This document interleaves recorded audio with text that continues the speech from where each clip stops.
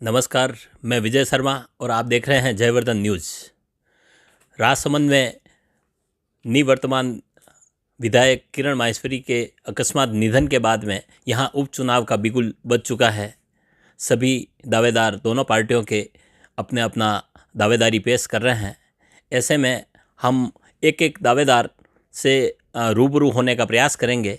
वो दावेदार किस आधार पर दावेदारी कर रहे हैं, उनके पास में क्या विज़न है राजसमंद के विकास को लेकर के, उनको टिकट मिलने को लेकर के उनकी क्या योजनाएं हैं, इन सारी चीज़ों को लेकर के हम ज़्यादातर दावेदारों से मिलने का प्रयास करेंगे। ऐसे में हम आज पहुंचे हैं दिनेश जी बड़ाला, जो पूर्व में राजसमंद के उप प्रधान रह चुके हैं और काफ़ी सालों से बीजेपी में सक्रिय हैं। तो इनसे हम जानेंगे कि ये राजसमंद में दावेदारी कर रहे हैं, इसके पीछे क्या कारण है, कि क्या इनकी योजनाएं हैं राजसमंद के विकास को लेकर के। और राजसमंद में क्योंकि अभी राजस्थान में सरकार कांग्रेस की है, ऐसे में बीजेपी के लिए कड़ा मुकाबला होगा। तो ऐसे में इनके पास में क्या योजनाएं हैं, सारी बातों को लेकर के मुखातिब होंगे। नमस्कार सर, जयवर्धन में आपका स्वागत है।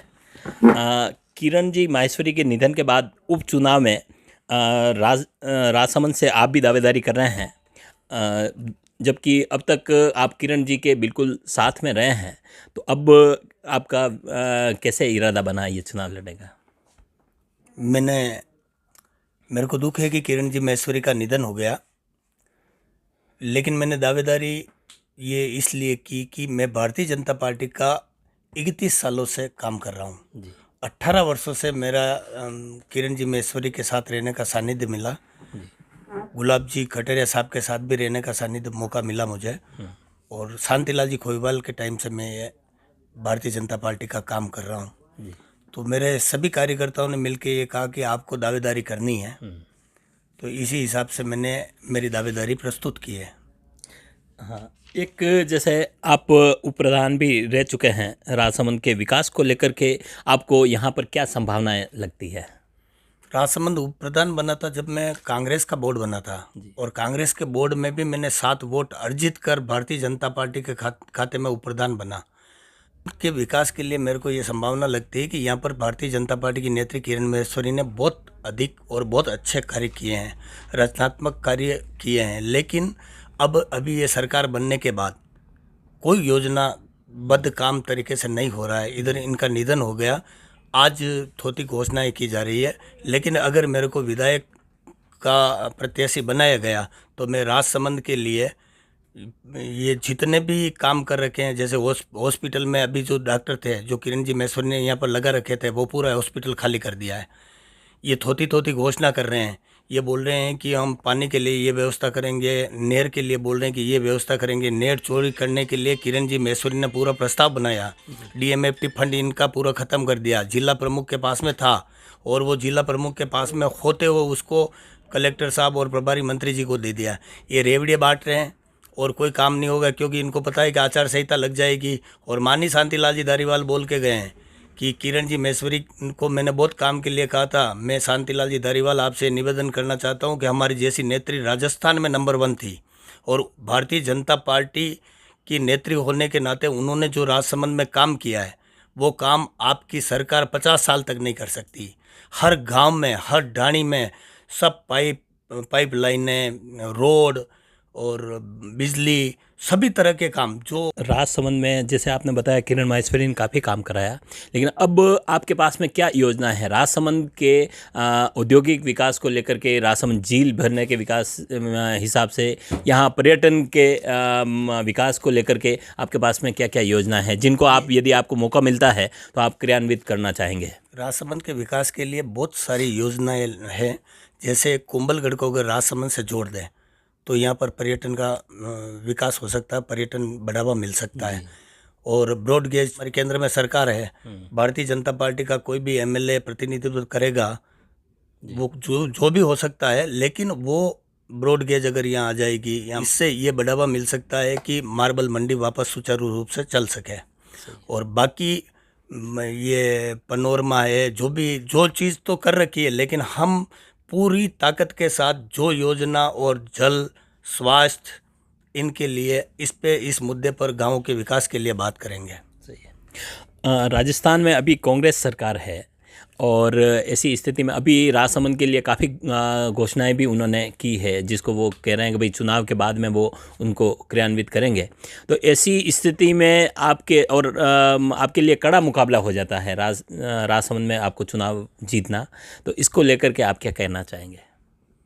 राजसमंद में कोई खड़ा मुकाबला नहीं हो सकता, अच्छा। क्योंकि भारतीय जनता पार्टी अगर कहीं हारती है तो उसके पीछे भारतीय जनता पार्टी का कार्यकर्ता ही हरा सकता है। कांग्रेस में इतनी ताकत नहीं है कि भारतीय जनता पार्टी को हरा सके। जी। ये बोल के गए हैं कि अगर आप हमारे को आशीर्वाद दोगे तो क्या भारतीय जनता पार्टी का कोई अगर एमएलए बन जाता है तो ये घोषणा नहीं रहेगी। उन्होंने तो साफ मना कर दिया कि हमारा अगर आशीर्वाद आप दोगे तो ही रहेगी। मैं आपसे ये निवेदन करना चाहता हूँ कि भारतीय जनता पार्टी ऐसे मुद्दे, ऐसा भ्रष्टाचार को बढ़ावा नहीं देती है, और ये एक तरह से रिश्वत है जो जनता को दी जा रही है। इतने साल, 2.5 साल तक किरण जी माहेश्वरी रही, क्यों इन्होंने डीएमएफटी का पैसा और ये सरकार का पैसा यहाँ पर नहीं लगाया?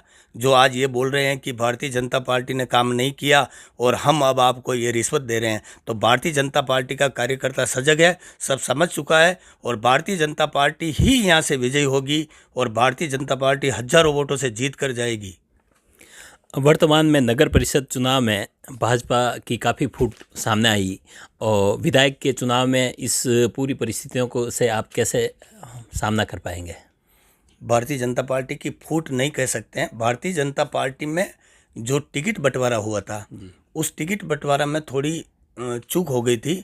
उससे हमारी ये करीबन 150 वोटों के चक्कर में, और यूँ मानो तो पूरी ये नगर 1907 वोटों से हार गया। जी। ये कोई बड़ी बात नहीं है, इन्होंने कोई तीर नहीं मारा है।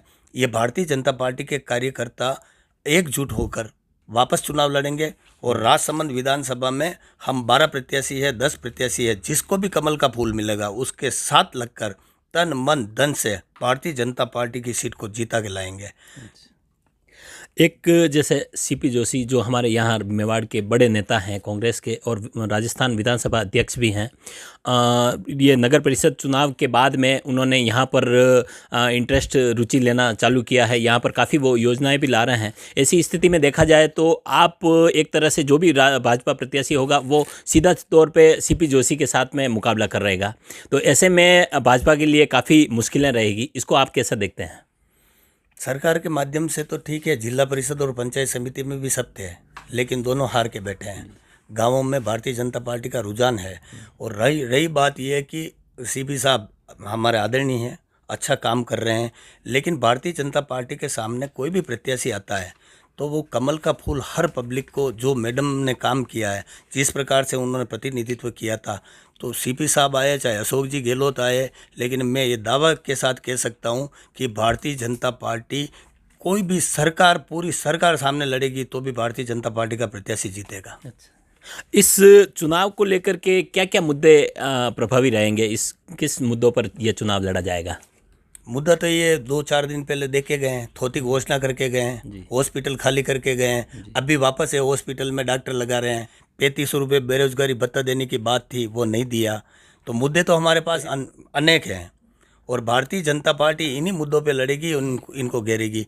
किसानों के बिल के लिए बोल रहे हैं, किसान आंदोलन चल रहा है। किसान आंदोलन ये कांग्रेस सरकार करवा रही है, आम आदमी पार्टी, सब मिल के कर रहे हैं। लेकिन ये एक चीज़ बता दें कि किसानों के खाते में आज तक 6,000 रुपये हर प्रत्येक खाते में आ रहे हैं। ये एक जगह बता दे कि हमने इस जगह पे आपको 5 रुपये 50 रुपये किसानों के खाते में आज से 50 साल में डाले हैं।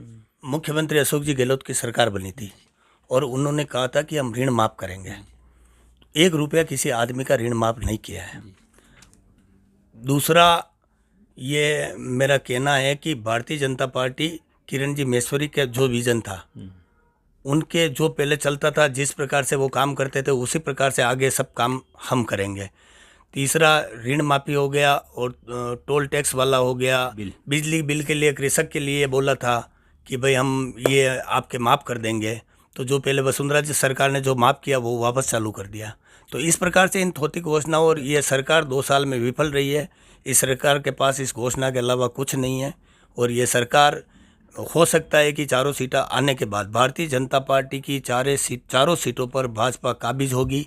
1 सीट गई, 3 इनकी और लेके आएगी, और भारतीय जनता पार्टी हो सकता है कि 2 साल छोड़ के ये 2-3 महीने में ये सरकार नहीं चली जाए। बड़ाला की एक सामाजिक कार्यकर्ता के रूप में भी अलग पहचान है, जो गांव ढाणी में हर आहत को राहत के लिए सदैव तत्पर रहते हैं। इसके लिए उन्होंने न तो जात पात देखी और न क्षेत्रवाद तक सीमित रहे। वे हर दिन दुखी की सेवा में हमेशा तैयार रहते हैं। कोरोना काल में भी फ्रंट लाइन में कोरोना वॉरियर्स के रूप में जरूरतमंद परिवारों को घर घर जाकर राशन सामग्री पहुँचाई। कोई बीमार मिला तो तत्काल अस्पताल पहुँचाकर खुद की जेब से पैसा लगाकर उपचार कराया। दुर्घटना में आहत व गंभीर बीमारी से ग्रसित कई गरीब परिवारों का भी खुद अर्थ सहयोग कर उपचार करवाने में हमेशा अग्रणी रहे हैं।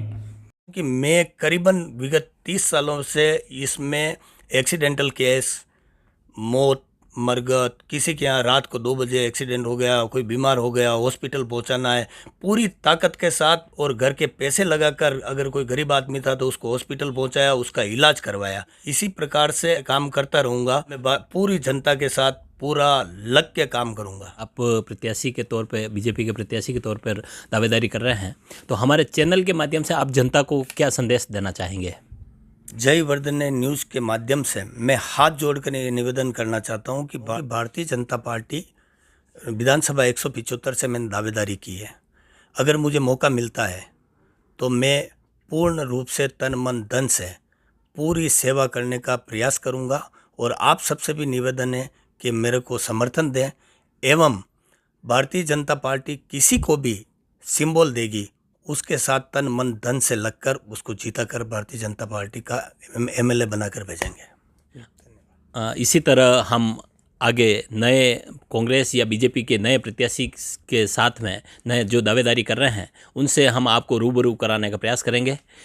उनका क्या विज़न है, नए प्रत्याशी क्या मुद्दे पर चुनाव लड़ना चाह रहे हैं, क्या उनका राजसमंद के विकास को लेकर के क्या विज़न है, इन सारी बातों को लेकर के हम प्रयास करेंगे कि उन प्रत्याशियों की अंत भावना जो है वो आम जन तक पहुँचे। हमारा प्रयास यही रहेगा कि जो भी दावेदारी जो कर रहे हैं उनको देख करके पब्लिक भी अपना मन बनाए कि इन प्रत्याशी के साथ में हमें जाना चाहिए, उनका समर्थन करना चाहिए।